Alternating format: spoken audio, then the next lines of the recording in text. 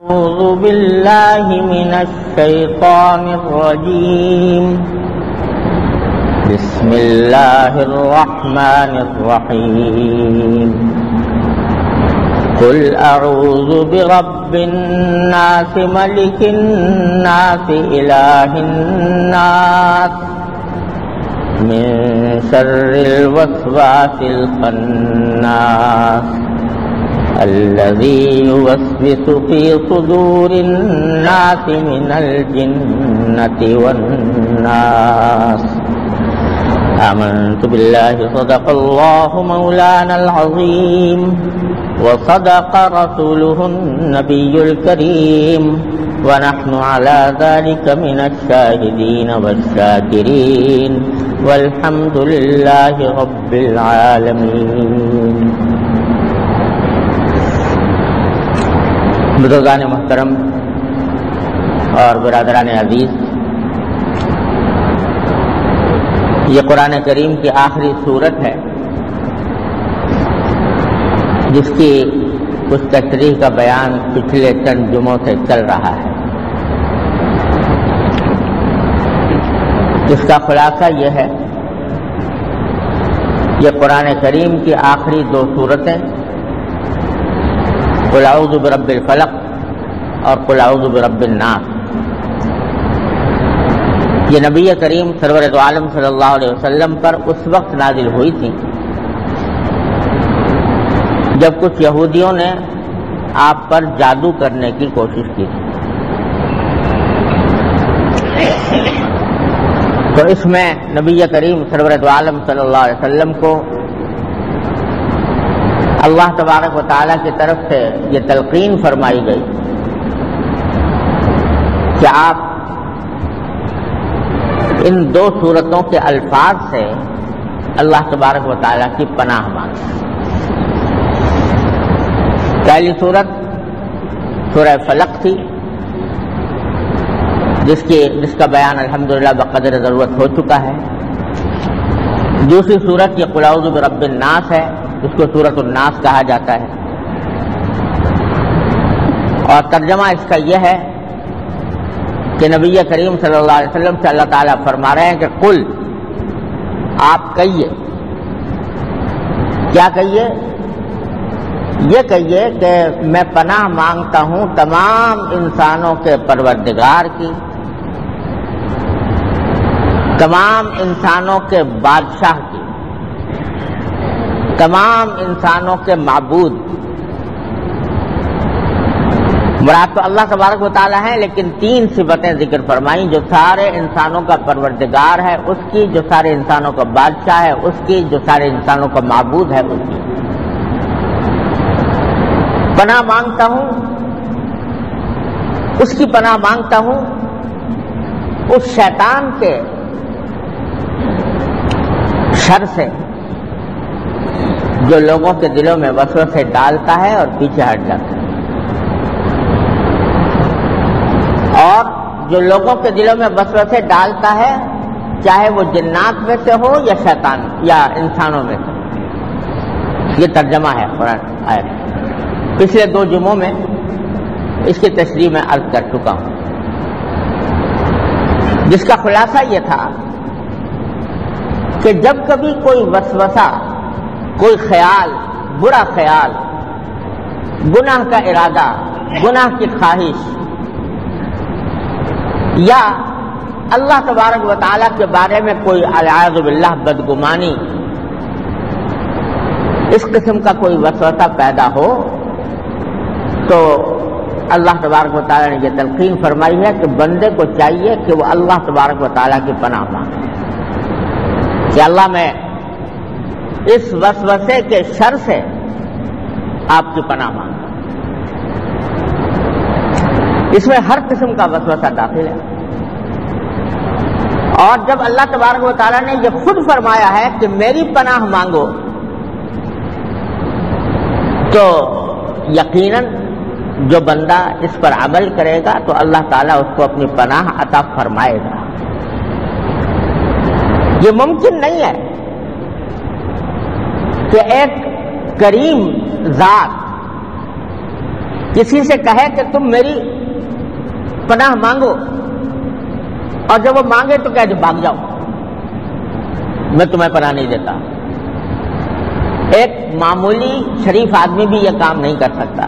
اللہ تبارک و تعالیٰ کی ذات جو رحمان و رحیم ہے وہ اس سے یہ ممکن نہیں ہے. اسی لیے حضرت حکیم الامت مولانا تھانوی رحمۃ اللہ علیہ نے فرمایا کہ قرآن کریم میں جو دعائیں بتائی گئی ہیں کہ یہ دعا مانگو یہ دعا مانگو، ان دعاؤں کے رد ہونے کا امکان ہی نہیں، کیونکہ جب اللہ تعالیٰ خود فرما رہے قل رب اغفر وارحم وانت خیر الراحمین، مثلا قرآن کریم میں فرمایا یہ کہو کہ اے میرے پروردگار مجھے بخش دے، مجھ پر رحم فرما، انت خیر الراحمین، تو بہترین رحم کرنے والا ہے. تو جب اللہ تعالیٰ خود کہہ رہے ہیں کہ یہ کہو، یعنی درخواست کا مضمون بتا رہے ہیں.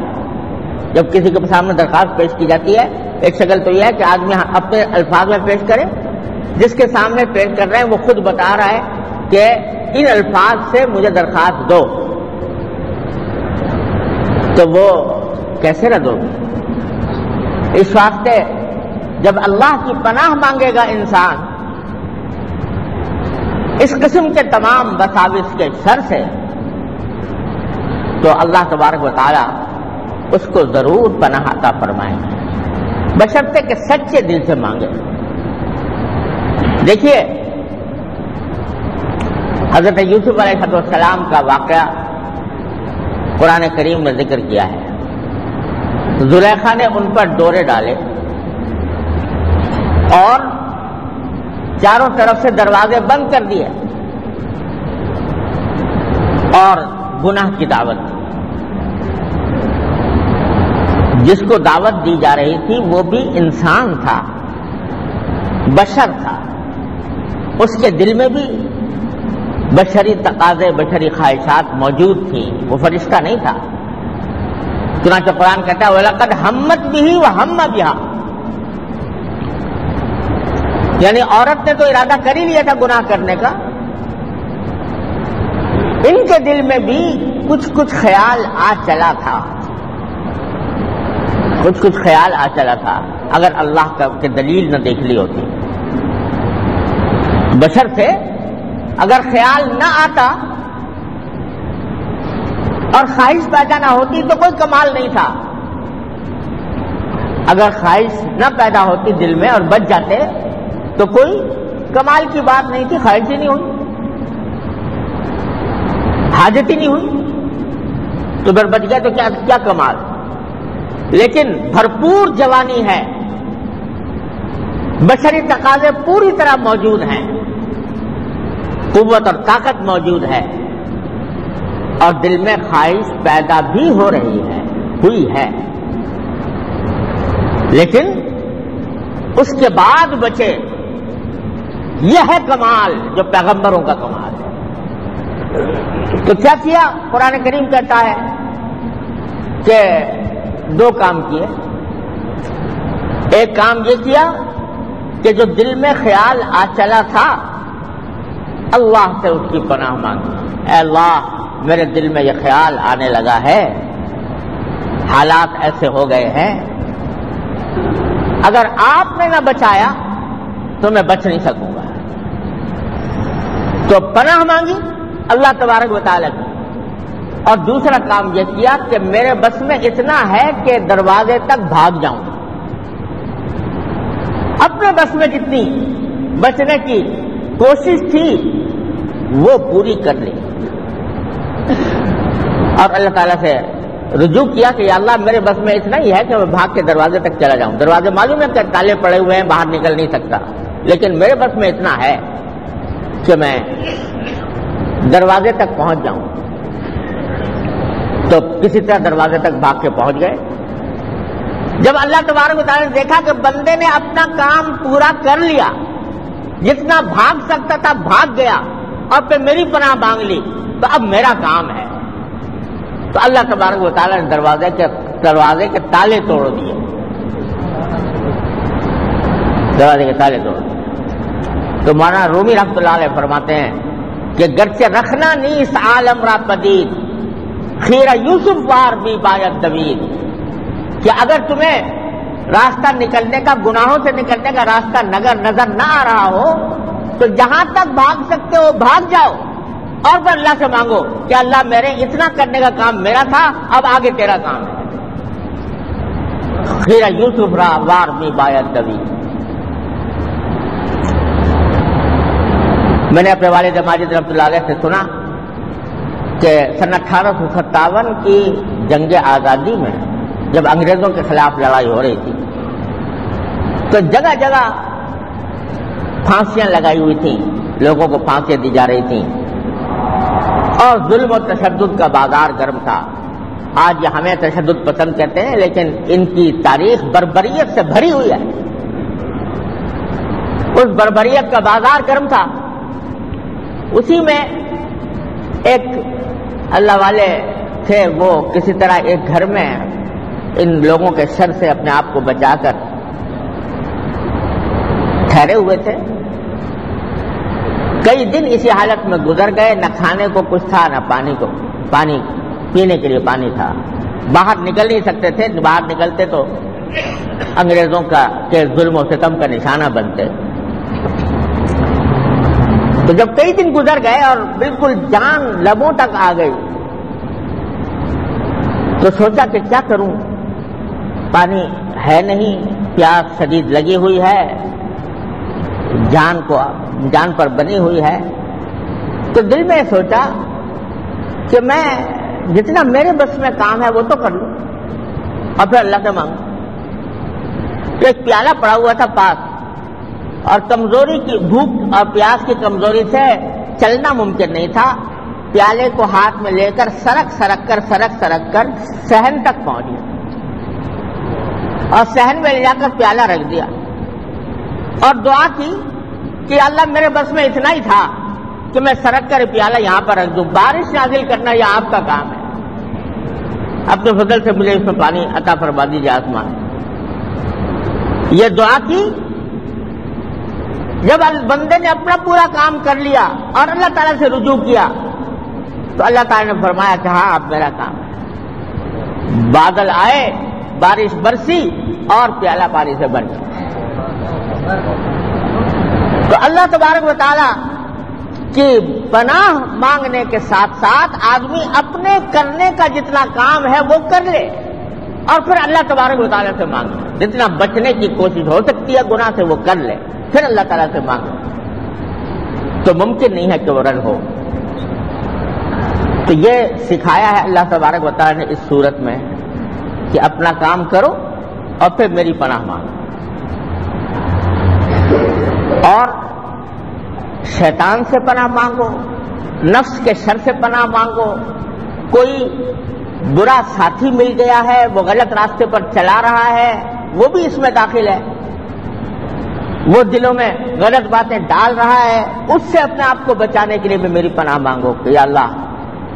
حدیث میں رسول کریم صلی اللہ علیہ وسلم نے دعا مانگی کہ اللہ میں آپ کی پناہ مانگتا ہوں من صاحب السوء، برے ساتھی سے، جس کی صحبت مجھے خراب کر دے، میں اس کی پناہ، آپ کی پناہ مانگتا ہوں۔ غرض پناہ مانگنے کی عادت ڈالو اللہ تبارک و تعالیٰ، ہر برے کام سے اللہ تعالیٰ کی پناہ مانگو۔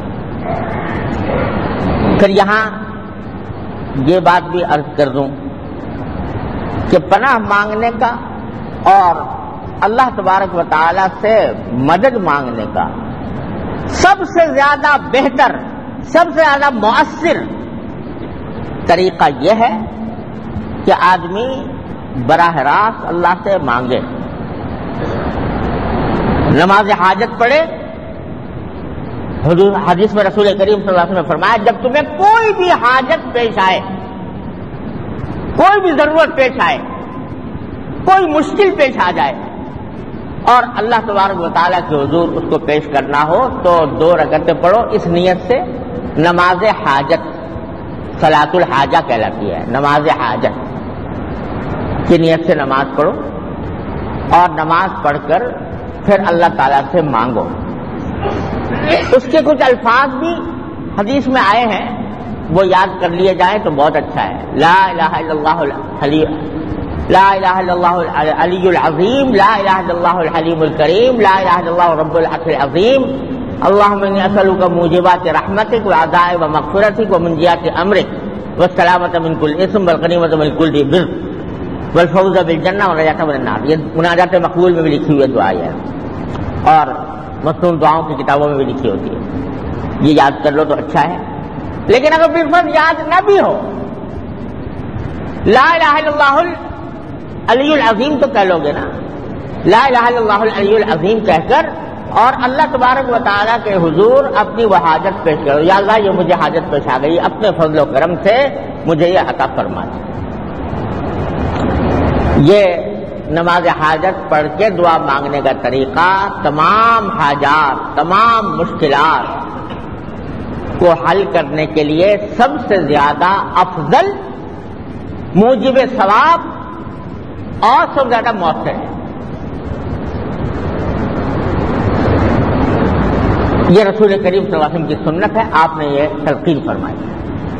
میں اس لیے عرض کر رہا ہوں کہ آج کل ہمارے ماحول میں جب کوئی حاجت پیش آتی ہے یا کوئی مشکل پیش آتی ہے تو لوگ تعویذ گنڈے کے فکر میں ضرور پڑتے ہیں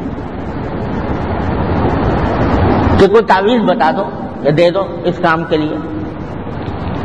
تو وہ تعویذ کی فکر زیادہ ہوتی ہے اور اللہ تعالیٰ کی طرف رجوع کر کے نماز حاجت پڑھ کر دعا کرنے کو کچھ سمجھتے ہی نہیں. حالانکہ جو حضور اقدس صلی اللہ علیہ وسلم سے طریقہ ثابت ہے وہ یہ ہے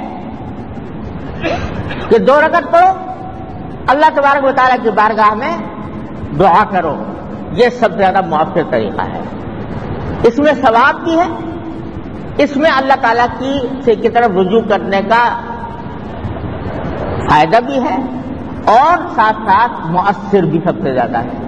تعویذ گنڈے ہر چیز سے زیادہ مؤثر ہے، لیکن ہمارے معاشرے میں تعویذ گنڈے کو سب سے زیادہ مؤثر سمجھ لیا گیا اور لوگوں میں یہ بات بیٹھ گئی کہ بھائی ہر چیز کے لیے کوئی نہ کوئی تعویذ ہونا چاہیے، ہر چیز کے لیے تعویذ ہونی چاہیے. کوئی فلاں چیز کا تعویذ دے دو، فلاں چیز کا تعویذ دے دو، فلاں چیز کا تعویذ دے دو. یہاں تک کہ حضرت تھانوی رحمۃ اللہ علیہ فرماتے ہیں کہ ایک عورت آئی اور آ کے اس کو سر ہو گئی کہ جی میری مانگ صحیح نہیں نکلتی، ٹیڑھی نکلتی ہے. جب میں بال بناتی ہوں، کنگھی کرتی ہوں تو مانگ سیدھی نہیں نکلتی. تو کوئی ایسا تعویذ دے دو کہ مانگ سیدھی نکلا کریں. انہوں نے کہا بھائی ایسے اس کا کوئی تعویذ نہیں جی، کوئی تعویذ دے دو. آپ تو عالم آدمی ہو اور کوئی تعویذ دے دو. لوگ یہ سمجھتے ہیں کہ عالم جو ہوتا ہے وہ سارا علم دین جو پڑھتا ہے وہ سارا تعویذ گنڈے کے لیے پڑھتا ہے. تو اس کو اگر تعویذ گنڈے نہیں آتے تو وہ عالم ہی نہیں ہے. تو سارے علم جو ہے وہ آج کل لوگوں کے ذہن میں منحصر ہو گیا ہے، خاص طور سے خواتین کے ذہن میں، کہ اگر یہ عالم ہے تو ضرور کوئی نہ کوئی تعویذ نکالے گا اور ایسا دے گا کہ جس سے میرا مقصد حل ہو جائے. تو خوب سمجھ لیجئے کہ ساری زندگی نبی کریم صلی اللہ علیہ وسلم نے ایک تعویذ نہیں دیا کسی. حضور اقدس صلی اللہ علیہ وسلم نے ساری زندگی کبھی کسی کو ایک تعویذ نہیں دیا. ہاں جھاڑ پھونک کی ہے کبھی کبھی، کیونکہ قرآن نے کہا قل، کہو، زبان سے کہو. تو جھاڑ پھونک کی ہے. بعض اوقات بیماروں پر جھاڑ دیا. اللہم رب الناس اذھب الباس واشف انت الشافی لا شفاء الا شفاؤک پڑھ کے دم کر دیا. فرمایا اسأل اللہ العظیم رب العرش العظیم ان یشفیانی، یہ کہہ کے دم کر دیا. اور اس طرح کے بہت سے جو ذکر ہیں وہ پڑھ کر دم کرنا تو حضور اقدس صلی اللہ علیہ وسلم سے ثابت ہے، آپ نے کیا ہے. اور وہ بات کیا ہے کہ وہ بھی دعائیں ہیں.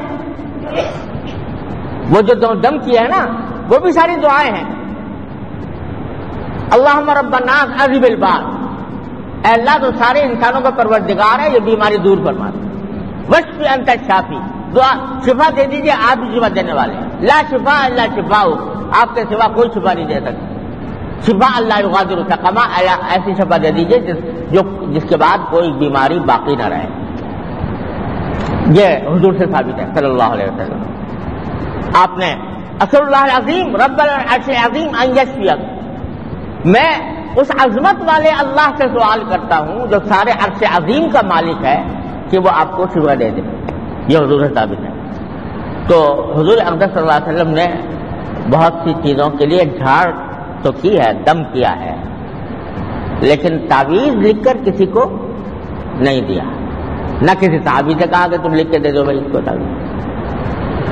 البتہ جو لوگ زبان سے خود نہیں پڑھ سکتے آیتیں یا دعائیں، تو ان کے لیے صحابہ کرام نے یہ کیا، بھائی یہ زبان سے اس کو یاد نہیں رہے گا کہ یہ پڑھے اپنے اوپر دم کرے، لاؤ اس کو لکھ کے دے دیں تو یہ باندھ لے، اپنے کہیں بازو پہ باندھ لے، کہیں گلے میں ڈال لے. یہ بات صحابہ سے منقول ہے، لہذا وہ ناجائز نہیں ہے. قرآنی آیات کا تعویذ اگر کوئی آدمی گلے میں ڈال لے ناجائز نہیں ہے. لیکن یہ بھی سمجھ لیں کہ وہی تعویذ جائز ہے جس میں یا تو قرآن کریم کی آیات ہو یا اس میں کوئی دعا ہو، ذکر ہو، معنی اس کے سمجھ میں آتے ہو. ایسے تعویذ جن کے اوپر کوئی ایسی بات لکھی ہوئی ہو جس کا مطلب ہی سمجھ میں نہیں آتا، وہ حرام ہے. ایسا تعویذ وہ ناجائز ہے. اگر اس میں کوئی ایسی عبارت لکھی ہوئی ہے، ایسی بات لکھی ہوئی ہے جس کا مطلب ہی سمجھ میں نہیں آ رہا، تو ایسا تعویذ استعمال کرنا ناجائز ہے. بعض تعویذ ایسے ہوتے ہیں جس میں غیر اللہ سے مدد مانگی جاتی ہے، اللہ کے علاوہ کسی سے، اللہ بچائے. وہ چاہے نبی ہو، چاہے ولی ہو، چاہے کتنا بڑا بزرگ ہو، اللہ کے سوا کسی سے مراد نہیں مانگی جاتی، اور وہ شرک کے قریب انسان کو پہنچا دیتی. ایسے تعویذ بالکل حرام ہے، شرک کے قریب پہنچا دیتے ہیں انسان. اسی لیے فقہاء کرام نے فرمایا کہ اگر تعویذ میں کوئی ایسی زبان لکھی ہوئی ہے جو آپ سمجھتے نہیں ہیں، تو کیا پتا کہ اس میں کوئی غیر اللہ سے مدد مانگ لی گئی ہو، کوئی شرک یا کلمہ اس کے اندر موجود ہو. اس واسطے ایسا تعویذ استعمال کرنا بالکل جائز نہیں. ہاں جائز کیا ہے کہ بھائی قرآن کریم کی آیات ہیں، ان کو بھی ادب کے ساتھ اگر استعمال کیا جائے، یا کوئی ذکر ہے اللہ تبارک و تعالیٰ کا، یا کوئی دعا ہے اور تعویذ میں لکھ دی گئی ہے، تو وہ جائز ہے. جائز ہے لیکن نہ ثواب ہے اس میں کوئی. لوگ سمجھتے ہیں کہ جو لوگ یہ تعویذ گنڈے کرتے ہیں تو اس کا یہ روحانی علاج ہے، اس کا نام روحانی علاج رکھا ہوا ہے. کوئی روحانی علاج نہیں ہے. وہ ایسا ہی علاج ہے جیسے کہ آپ حکیم کے پاس گئے، ڈاکٹر کے پاس گئے، ہومیوپیتھی کے پاس گئے، ایسے ہی کسی عامل کے پاس چلے گئے. روحانی علاج کو کہنا ہی غلط ہے. وہ بھی جسمانی علاج، اور اس میں نہ کوئی فضیلت ہے، نہ کوئی ثواب ہے، نہ کوئی تقدس اس سے وابستہ ہے، بس ایک جائز کام ہے. اور یہ بھی سمجھ لیں کہ اگر کسی خاص مقصد کے لیے آدمی قرآن کی آیت اس لیے پڑھتا ہے کہ یہ پڑھ کے میری بیماری دور ہو جائے، میرا قرضہ ادا ہو جائے، مجھے روزگار مل جائے، میری اولاد ہو جائے، تو تلاوت کا ثواب اس میں نہیں ملتا. وہ ٹھیک ہے جائز ہے، لیکن تلاوت کا ثواب اس وقت ملتا ہے جب خالص اللہ کے لیے پڑھے. اللہ کے لیے پڑھے گا، تلاوت کرے گا تو ثواب ملے گا. لیکن اگر وہ اپنے کسی ذاتی مقصد کے لیے کر رہا ہے تو ثواب نہیں. ہاں جائز ہے، کوئی گناہ بھی نہیں. تو بھائی یہ غلط فہمیاں ہمارے معاشرے میں پھیلی ہوئی ہے کہ جو طریقہ اللہ نے بتایا قل اعوذ برب الناس، اور جو طریقہ نبی کریم صلی اللہ علیہ وسلم نے بتایا کہ دعا کرو اللہ تعالیٰ سے. دعا کی ایسی چیز ہے کہ اگر دنیاوی مقصد کے لیے بھی کر رہے ہو اس پر بھی ثواب ہے. اگر کہو یا اللہ میرا قرضہ ادا کرا دیجئے، یا اللہ مجھے روزگار دلوا دیجئے، یا اللہ مجھے اولاد اچھی دے دیجئے، یا اللہ مجھے بیماری سے شفا دے دیجئے، مانگ رہے ہو اپنے لیے لیکن ہر دعا پر اللہ تعالیٰ کے ہاں ثواب لکھا جا رہا ہے، عبادت ہے۔ لیکن تعویذ گنڈے میں کوئی عبادت نہیں ہے، نہ اس کے اوپر کوئی ثواب ہے۔ ہاں جائز ہے، جیسے اور علاج کرتے ہو یہ بھی علاج۔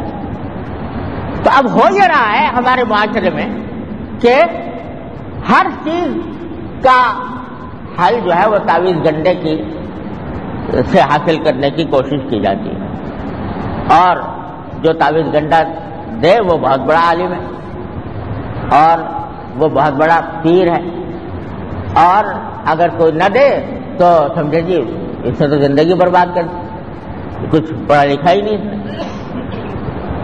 حضرت گنگوہی رحمۃ اللہ علیہ فرماتے ہیں کہ ایک شخص آیا میرے پاس، آ کے کہنے لگا جی مجھے تعویذ دے دو فلاں چیز کا۔ حضرت نے بھائی مجھے نہیں آتا اس کا کوئی تعویذ، میں دعا کروں گا تیرے۔ کہنا جی تعویذ دو۔ تو حضرت نے کہا بھائی کیا کروں، مجھے دعا میں کروں گا، دعا آتی ہے، تعویذ نہیں آتا مجھے۔ وہ پیچھے ہی پڑ گیا، دیہاتی آدمی تھا۔ حضرت نے سوچا کہ دیہاتی آدمی ہے تو اس کو میں رد کروں گا تو اس کا دل ٹوٹے گا، تو اللہ تعالیٰ سے دعا کی کہ اللہ اس کا کچھ ہو۔ تو ایک تعویذ لکھ کے دیا، اس پہ اردو میں لکھ دیا کہ یا اللہ میں جانتا نہیں یہ مانتا نہیں، یا اللہ میں جانتا نہیں یہ مانتا نہیں، تو آپ اللہ اپنے فضل و کرم سے اس کی مراد پوری فرما دی۔ یہ دعا لکھ کے دے دی، لے جا بھائی۔ اللہ تعالیٰ نے اسی سے فائدہ کر دیا۔ تو ہوا یہ ہے تعویذ پیدا ہوئے ہیں نا، کیسے؟ نہ قرآن میں آئے نہ حدیث میں آئے، لیکن پیدا اسی لیے ہوئے کہ کسی بزرگ نے کوئی بات لکھ کے دے دی، کوئی کلمہ، اللہ تعالیٰ نے اس میں تاثیر پیدا کر دی، فائدہ ہو گیا۔ تو لوگوں نے کہا بھائی یہ تعویذ فلاں چیز کا تعویذ ہو گیا، یہ بخار کا تعویذ ہے، یہ سر کے درد کا تعویذ ہے، یہ فلاں چیز کا تعویذ ہے، یہ اس طرح پیدا ہو گئے تعویذ۔ لیکن اصل بات یہ ہے کہ جب کبھی انسان کو کوئی حاجت، کوئی مشکل، کوئی پریشانی پیش آئے تو جو طریقہ قرآن نے بتایا، جو نبی کریم صلی اللہ علیہ وسلم نے بتایا، اس کی طرف زیادہ توجہ دو اور اس کو زیادہ اہم سمجھو، اس کو زیادہ مؤثر سمجھو، اور دوسری چیزوں کو اس کے مقابلے میں کمتر سمجھو۔ اب الٹا سمجھ لینا کہ تعویذ کو دعا سے افضل سمجھ لینا، اور یہ سمجھنا ہر چیز کا ایک تعویذ ہوتا ہے، تو یہ خیال جو ہے یہ غلط خیال ہے، اور یہ قرآن و سنت کی کو صحیح مرتبہ نہ دینے کے مرادف ہے۔ اس سے پرہیز کرنا چاہیے۔ ہاں جو بھی آئے، میں کہتا ہوں سب سے اس سے زیادہ کوئی مؤثر نہ تعویذ ہے، نہ گنڈا ہے، نہ کوئی اور جھاڑ پھونک ہے، جو نبی کریم صلی اللہ علیہ وسلم نے بتا دیا ہے، سرکار دو عالم صلی اللہ علیہ وسلم نے بتا دیا ہے، اس کو یاد کر لو نماز حاجت، اور اس کے بعد کی جو دعا ہے لا الہ الا اللہ الحلیم الکریم، لا الہ الا اللہ العلی العظیم، لا الہ الا اللہ الحلیم الکریم، یہ دعا یاد کر کے اور ہر مقصد اللہ تبارک و تعالیٰ کی بارگاہ میں پیش کرنا چاہیے۔ اللہ تبارک و تعالیٰ اپنے فضل و کرم سے، اپنے رحمت سے ہم سب کو اس پر عمل کرنے کی توفیق عطا فرمائے۔ وآخر دعوانا الحمدللہ رب العالمین۔